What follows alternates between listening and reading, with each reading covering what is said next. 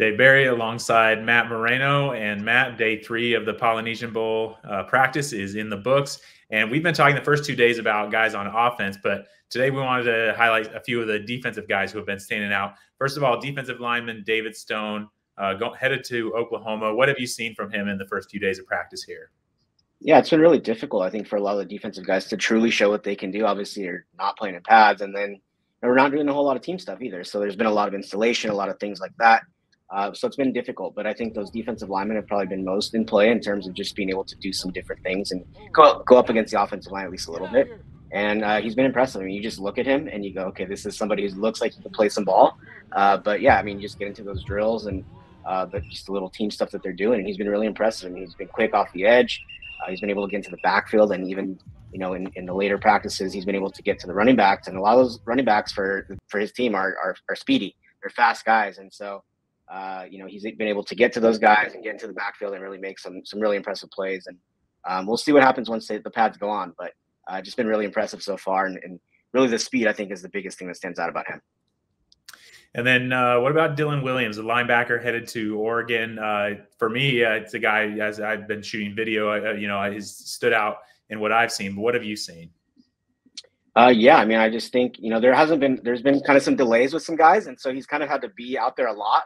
He's got a ton of reps, and I think that's helped him. But to me, he's somebody I've watched over the years. He obviously committed to USC pretty early on in the process. And the one thing that really stood out to me with him is that just how he looks.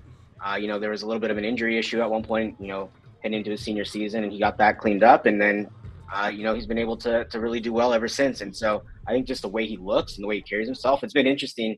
Some of these days he's jumped in with the DBs because I don't know if he's just gotten a little bit bored or what the issue's been, but he's jumped in with the DBs and said, hey, I can do some of these things that you guys do. And so that's been an interesting thing that he's done. And, you know, he can hang with those DBs. So he's got a lot of athleticism. And but I just like the way that he looks. He really has filled out a little bit more. And because there was a time when you go, is he really going to be a middle linebacker? And, you know, obviously going to Oregon or going to the Big Ten, can he be a middle inside linebacker for a Big Ten team? And he's looked the part this week for sure. All right, and then we did want to mention a couple of the DBs. First, Santana Wilson, a guy that's headed to Texas. What have you seen from him this week? Yeah, I mean, he's had a tough challenge. I think we've talked a lot already about a lot of the guys that are on his team at receiver.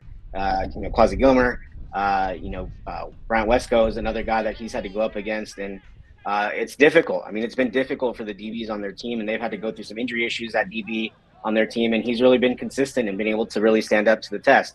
Maybe gets overlooked a little bit because he's tucked away in Arizona and maybe doesn't get seen as much as some other guys. But I think for him, you know, it's really been an opportunity to shine and do some positive things. And, you know, he's been up to the task. There's been a couple times where you look over and he's got some guys locked down. Those guys that I mentioned, Quasi Gilmer, Brant Wesco in particular, during Wednesday's practice, he really had him locked up for a little bit.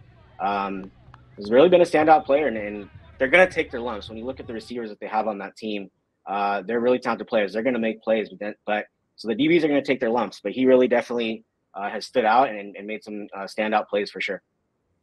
Another interesting one is Jason Mitchell, 4-star headed to San Diego State. He's been, speaking of, you know, taking their lumps, he's been matched up with Mike Mitchell, a very good wide receiver. But what have you seen from Jason Mitchell? He's a very tall, seems bouncy, athletic kid from what I've seen. What do you think about him? Plays with a ton of confidence. I think he's been very excited to be, you know, a highly rated guy going to a school like San Diego State. I think he takes pride in that and understands what it means for that program. But, you know, he's been making plays. It's been difficult, I think, for a lot of guys to make plays. Like we said, there haven't been a ton of live periods, a ton of opportunities for those guys to go up and, you know, make interceptions and create, you know, pass breakups and things like that. But he's been able to do that and do it pretty consistently. So he's definitely built a little bit of a rivalry with Mikey Matthews, and they go back and forth in the battle quite a bit. But it's been fun to see. But I think he's really stepped up and really been a big-time playmaker for his team this week. Yeah, absolutely. All right, well, we've got another day of Polynesian Bowl practice before we have the game on Friday. So keep it locked here to Rivals.com. We'll have plenty more in the coming days. Thanks, Matt.